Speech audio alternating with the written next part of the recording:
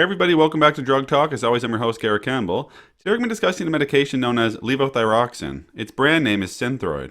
And before I talk about the medication itself, just keep in mind that this channel is for information purposes only and not to be used as a source for recommendations for your personal health care. And quickly, if at any time during this video you find the information to be valuable, please consider leaving a like on the video as it would really help me out with the YouTube algorithm. So first off, what will we cover in this presentation? We'll start by talking about how Synthroid works. We'll talk about indications or reasons we would prescribe this medication to a patient, then contraindications or reasons we would not be able to prescribe Synthroid, followed by examples of dosing, and then stick around to the end where we'll talk about side effects.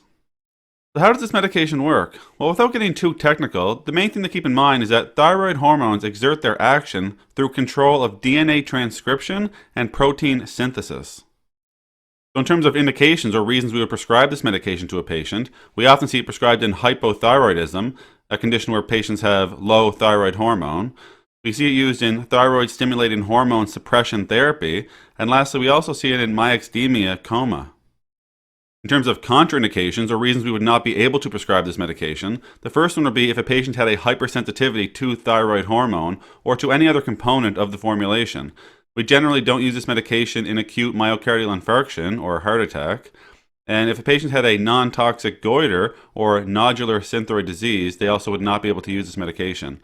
It's not used when a patient has thyroid toxicosis, as well as not used when a patient has uncorrected adrenal insufficiency. Now, in terms of dosing with Synthroid, if it was used to treat hypothyroidism or low thyroid hormone, the initial dose would typically be 12.5 to 25 micrograms orally once daily. The dose can be adjusted by 12.5 or 25 micrograms every 2 to 4 weeks until thyroid levels are back in the recommended range and TSH is normal. Now, as with all medications, there are some side effects or adverse reactions that patients may experience while using Synthroid, so I'll go over some of those here now. Some patients may experience palpitations, while others may experience weight loss. Excessive sweating is a possibility, as well as alopecia or balding. Diarrhea and insomnia may occur in some patients, and some patients may experience anxiety. Some may also feel nervous or have a feeling of nervousness. As well, fatigue is also a possibility. Some more rare but serious side effects would be angina pectoris, or chest pain, tachycardia, or a rapid heart rate, and this could actually send people into hyperthyroidism, so high thyroid hormone.